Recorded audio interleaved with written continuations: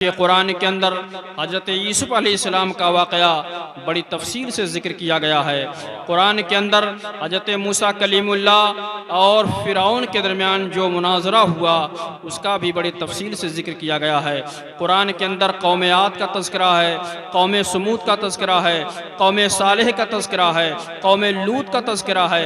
इसलिए ये तज़किरे बयान किए गए हैं, इसलिए उनकी ख़बरें बयान की गई हैं ताकि सुनने वालों को नसीहत हासिल हो, सुनने वालों को इबरत मिले और सुनने वालों की ज़िंदगी में इनकलाब पैदा हो।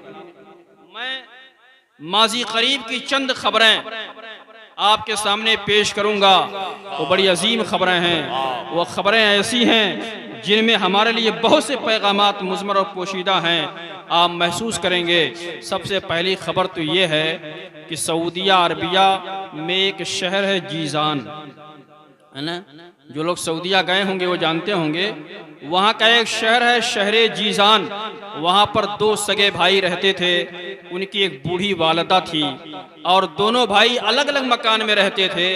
बड़े भाई ने अपनी माँ को अपने मकान में रखा, अपनी माँ की खिदमत अंजाम दे रहा था और अपनी माँ की खिदमत करके ये बड़ा खुशहाल था, बड़ा शादमा था। लेकिन छोटा भाई एक दिन बड़े भाई से मिलने के लिए गया तो देखा बड़ा भाई बूढ़ा हो चुका है, बड़ा भाई कमज़ोर हो चुका है। बड़े भाई से कहता है कि अब आप बूढ़े हो गए हैं, अब माँ की खिदमत कमा हक़हू अदा नहीं कर सकते हैं, इसलिए ये सादत मुझे मिलनी चाहिए, खिदमत का मौका मुझे मिलना चाहिए। इसलिए बहुत दिनों तक आपने खिदमत अंजाम दी है, अब बूढ़ी माँ को मेरे हवाले कर दीजिए ताकि मैं भी कुछ अपनी माँ की खिदमत बजा लाऊं। लेकिन बड़ा भाई तैयार नहीं था। बड़ा भाई का कहना यह था कि माँ मेरी सबसे बड़ी दौलत है, माँ मेरे लिए सबसे बड़ी नेमत है, इसकी खिदमत करके मैं अपनी आखिरत बनाना चाहता हूँ, माँ के कदमों के तले जन्नत हासिल करना चाहता हूँ, इसलिए मैं इसे नहीं दे सकता हूँ। लेकिन छोटा भाई बज़िद था, नहीं आपने बहुत खिदमत कर लिया है, बुढ़ापा तारी हो गया है, अब आपको खुदे खिदमत की हाजत है, अब माँ की खिदमत से सुबुदोश हो जाइए और मुझे ले जाने दीजिए। लेकिन बड़ा भाई देने के लिए तैयार नहीं था। बहरहाल ये मामला अदालत में पहुंचा और छोटे भाई ने अदालत में अपने बड़े भाई के खिलाफ केस कर दिया और जज के सामने ये बयान दिया कि मेरा भाई बड़ा हो गया है, अब माँ की खिदमत नहीं कर सकता है, इसलिए मेरी गुजारिश ये है कि ये अदालत फैसला सुनाए ताकि मेरी माँ मुझे मिल जाए, मैं उसकी खिदमत कर सकूं। जज ने जब इसकी दलील सुना ना तो दलील माकूल नजर आई और उस जज ने छोटे भाई के हक में फैसला सुनाया कि इसकी बात माकूल है, बड़ा भाई बूढ़ा हो चुका है, अब ये खिदमत कमा हक़ नहीं कर सकता है, इसलिए माँ इसके हवाले की जाए। अब छोटे भाई का हक है कि अपने माँ की खिदमत अंजाम दे। चुनांचे जब जज ने ये जब फैसला सुनाया ना तो छोटा भाई तो खुश हो गया, लेकिन बड़ा भाई अदालत में, भरी अदालत में चीखे मार मार करके रोया है, दहाड़े मार मार करके रोया है। ये कहता हुआ रोया है कि मुझसे मेरी बड़ी दौलत छिन गई है, मुझसे बड़ी नेमत छिन गई है, मैं अपनी माँ की खिदमत से महरूम हो गया हूँ, ये सादत मेरे हिस्से से चली गई है और ये सादत मेरे छोटे भाई के हिस्से में आ गई। अब इस वाक़े को आप सुने, इस खबर को देखें और ज़रा जायज़ा लें।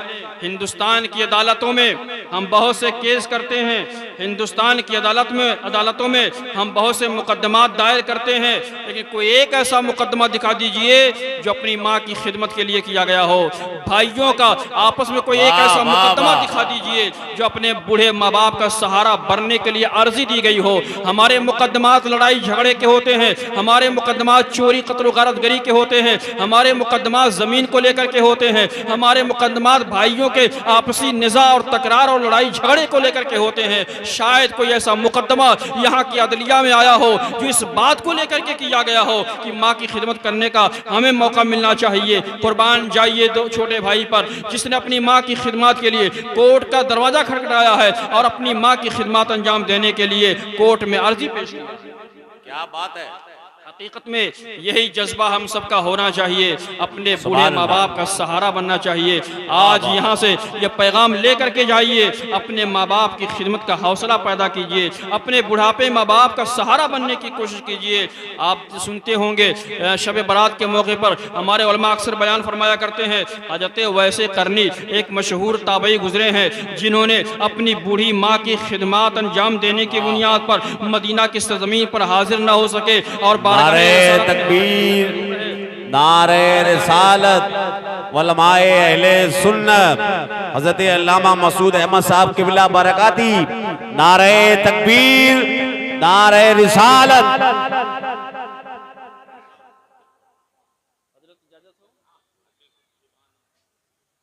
हजरत तशरीफ रखें। माशाअल्लाह आप देख रहे हैं जामिया अशरफिया मुबारकपुर के एक सीनियर उस्ताद, जो हम जैसे हज़ारों कम इल्मों के उस्ताद हजरत अल्लामा व मौलाना मसूद अहमद साहब क़िबला बरकाती तशरीफ़ ला चुके हैं। साहिब सजादा ने बताया, चूँकि इस शब में हजरत का एक प्रोग्राम सुल्तानपुर में भी लगा हुआ है और यहाँ से खिताब करके हजरत को वहाँ तशरीफ़ ले जाना है, इसलिए हजरत की आमद हुई है। इसलिए मैं इनके दरमियान रुकावट नहीं बनना चाहूँगा, बस बड़ी तेज़ी से 2-4 मिनट के अंदर मैं अपनी गुफ्तगू तमाम करके अपनी जगह ले लूँगा और इस उम्मीद के साथ बयान करूँगा कि गोया एक सबक याद करके आया हूँ हजरत की बारगाह में सुनाने के लिए। अगर सही सही सुना ले गया तो मेरी हौसला अफजाई फरमाएंगे और अगर गलतियाँ वाक़ई होंगी तो मेरी इस्लाह फरमाएंगे।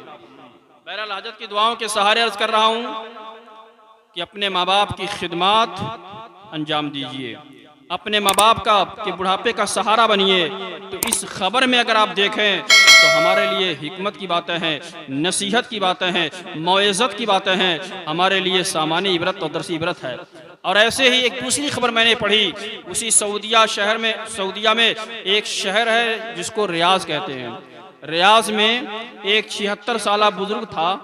गर्मी का महीना, शदीद गर्मी पड़ती है वहाँ पर, है ना, शिद्दत की गर्मी थी। अचानक बेहोश होकर के ज़मीन पर आ गया और जब बेहोश होकर के ज़मीन पर गिरा तो चंद लोगों ने उसे उठाया, अस्पताल में एडमिट कर दिया।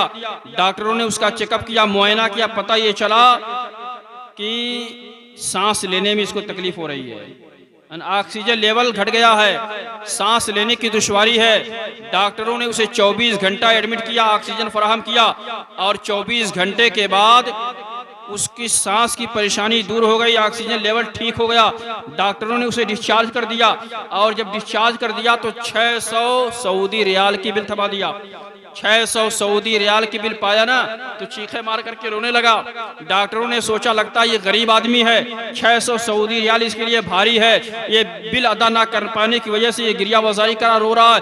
डॉक्टरों ने उसे तसल्ली दिया, घबराओ ना, इसमें कंसेशन हो जाएगा। लेकिन वो 76 साला बुजुर्ग कहता नहीं, मैं गरीब नहीं हूँ, 600 के बजाय 6000 पेमेंट कर सकता हूँ। डॉक्टरों ने कहा फिर तू रोता क्यों है? उसने कहा मैं इसलिए रो रहा हूँ कि आज मेरी आंखें खुल गई है और मुझे एहसास हो गया है कि महज 24 घंटा मुझे इन डॉक्टरों ने ऑक्सीजन फराहम किया है और 24 घंटे का मुआवजा मुझसे 600 सऊदी रियाल तलब कर रहे हैं। आज मेरी आंख खुल गई है कि पैदा होने से लेकर के आज 76 साल की उम्र मेरी हो गई है। इन 76 सालों तक जिस रब ने मुझे ऑक्सीजन फराहम किया है, जिस रब ने मुझे सांस लेने का मौका फराहम किया है, अगर कल क़यामत में उसने मुझसे पूछ लिया आए बंदे बता मेरी इस नेमत के बदले में तू क्या लेकर के आया है, रब की बारगाह में मैं इसका क्या मुआवजा पेश करूंगा? मेरे नामे अमाल में तो 3 नेकियां ही नहीं है। 24 घंटा अगर इसने ऑक्सीजन दिया है तो 600 रियाल मुझसे तलब कर रहा है। मेरे रब ने अगर मुझसे पूछ लिया क्या लेकर के आए हैं तो मैं क्या जवाब दूंगा? ये सोच करके मेरी आंखों से आंसू आ गए। और हकीकत यही है कि हम जो सांस लेते हैं ये अल्लाह की बहुत बड़ी नेमत है। एक सांस अंदर जाती है, एक सांस बाहर आती है। अगर बाहर की सांस बाहर रह जाए, अंदर की सांस अंदर रह जाए ना तो आदमी जिंदा नहीं रह सकता है। ये एक इतनी बड़ी नेमत है और सांस लेने और छोड़ने जैसी नेमत पर अगर अल्लाह का शुक्र अदा करना चाहें तो इस नेमत का भी शुक्रिया हमसे अदा नहीं हो सकता है। अल्लाह ने इतनी बड़ी नेमतों से हमें नवाजा है। तो इस खबर से भी हमारे लिए एक इबरत और नसीहत हासिल होती है, हमें एक पैगाम मिलता है कि हर हाल में हम अल्लाह का शुक्र अदा करते रहें, जिस हाल में भी रहें अल्लाह का शुक्र अदा करते रहें, अल्लाह की इताअत और फरमाबरदारी में लगे रहें। आइए बड़ी तेजी से एक तीसरी खबर समाअत फरमा लें। तीसरी खबर यह है कि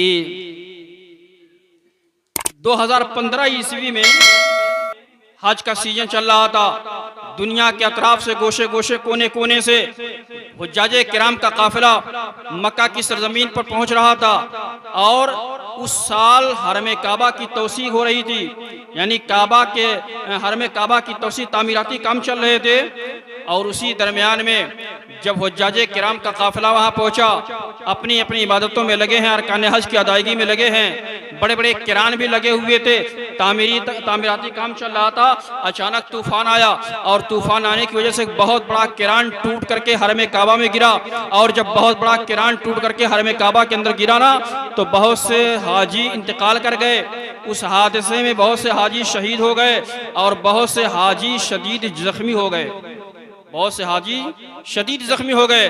वहाँ की हुकूमत ने ऐलान किया कि जो हाजी शहीद हो गया, जिस हाजी का इंतकाल हो गया है, उसे 10 लाख सऊदी रियाल दिया जाएगा, और जो हाजी शदीद जख्मी हुआ है उसे 5 लाख सऊदी रियाल दिया जाएगा।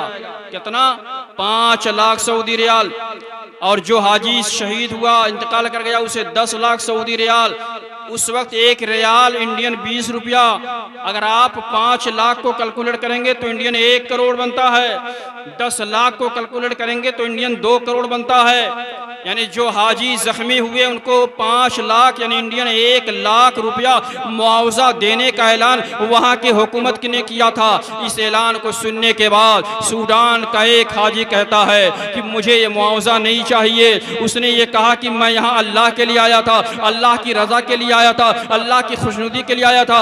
यहाँ मैं जख्मी हुआ हूँ, मैं यहाँ की हुकूमत से मुआवजा नहीं बल्कि मैं अपने रब से मुआवजा लूंगा, क्योंकि मैं अपने रब के लिए आया था, रब का मेहमान बन करके आया था। मुझे जो मैं जख्मी हुआ हूँ, इसका मुआवजा मुझे दुनिया की हुकूमतों से नहीं चाहिए था, नहीं चाहिए, बल्कि अल्लाह के यहाँ मुझे इसका मुआवजा जरूर मिलेगा। आप अंदाजा लगाएं कि सूडान के हाजी ने 1 करोड़ जैसी अजीम रकम को, खतीर रकम को ये कह करके ठुकरा दिया था कि मैं यहाँ अल्लाह के लिए आया था, अल्लाह की रज़ा के लिए आया था, अल्लाह की खुशनुदी के लिए आया था, इसलिए इसका मुआवजा मैं अल्लाह से तलब करूँगा। आज अगर देखा जाए ना तो सऊदी रियाल की चमक दमक में हमारा नौजवान जब वहाँ जाता है कमाने के लिए, काम के गरज से जाता है, वहाँ से लौटता है तो अपना दीन बेच करके आता है, अपना ईमान बेच करके आता है, तो वहाँ से जब आता है तो गैर मुक़ल्लिद बन जाता है, अहले हदीस बन जाता है। यानी सऊदी रियाल की चमक और दमक की बुनियाद पर पूरी आबादियां जो सुन्नियों की हुआ करती थी, सऊदिया जाने के बाद वो सब के सब बदल जाते हैं, फिर जाते हैं, चंद सिक्कों के एवज में अपने दीन का जनाजा निकाल देते हैं, अपने ईमान का सौदा कर लेते हैं। कुर्बान जाइए सूडान के हाजी पर। और उस वाक़े को सामने रख करके आप जरा सोचें कि इस दुनिया में पैसों की कोई हकीकत नहीं है, अगर है तो सबसे बड़ी दौलत ईमान है, सबसे बड़ी दौलत अकीदा है। अकीदा महफूज होगा, ईमान महफूज होगा तो दुनिया भी कामयाब होगी और आखिरी बात अर्ज कर दूं, सुभान अल्लाह तशरीफ फरमा है और इनका भरपूर खिताब आपको समाअत फरमाना है। बस आखिरी खबर, चूँकि मैंने वादा किया था चंद खबरें मैं सुनाऊंगा आपको जिसमें हमारे लिए इबरत है, नसीहत है, मौइज़त है। आखिरी खबर यह है कि इंडोनेशिया में एक साल ज़लज़ला आया, भूकंप आया, बहुत से मकानात गिर गए, है ना, अखबारों में छपती रहती हैं खबरें। तो एक साहब किराएदार थे, एक मकान में रहते थे और मालिके मकान ने उसका किराया बढ़ा दिया, है ना, मालिके मकान ने उसका किराया बढ़ा दिया। 3000 की बजाय अचानक 5000 कर दिया। इसने बड़ी मिन्नत और समाजत किया कि अभी किराया न बढ़ाइए, मेरी बेसात नहीं है इतनी रकम देने के लिए, मैं कमज़ोर आदमी हूँ, गरीब आदमी हूँ, मैं इतना किराया नहीं दे सकता।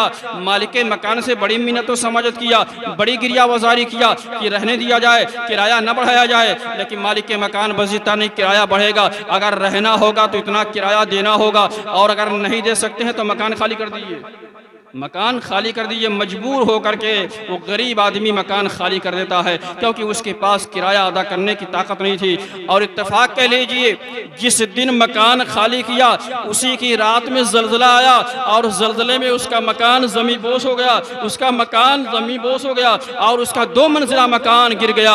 और दूसरा दिन आया तो अखबार में वो खबर छपी कि मालिक मकान भी बाहर बैठा है, किराएदार भी बाहर बैठा है, दोनों एक साथ बैठे हुए नजर आए। इससे सबक सबक ये मिला कि अपनी दौलत पर और अपने जो है मकान पर किसी को इतराना नहीं चाहिए, घमंड नहीं करना चाहिए। एक लम्हे में सब के सब ज़ाय हो सकते हैं। कमज़ोरों पर जुल्म नहीं करना चाहिए, गरीबों को सताना नहीं चाहिए, बल्कि उनकी दिल आज़ारी से बचना चाहिए, उनकी रियायतें करना चाहिए। अगर अल्लाह ने आपको माल दिया है तो माल के नशे में किसी कमज़ोर का हक नहीं छीनना चाहिए। अगर अल्लाह ने आपको ताकत दिया है तो ताकत के नशे में किसी कमज़ोर को नहीं दबाना चाहिए। इस खानकाह में आए हैं तो ये पैगाम लेकर के जाइए। परवरदिगार आलम की बारगाह में दुआ है अल्लाह ताला हम सबको अहकाम शरा का पाबंद बनाए, उस्वा हसना पर चलने की तौफीक अता फरमाए। अस्तगफिरुल्लाह रब्बी मिन कुल्लि ज़मीन व अतूबु इलैह व मा अलैना इल्लल बलाग। अस्सलाम।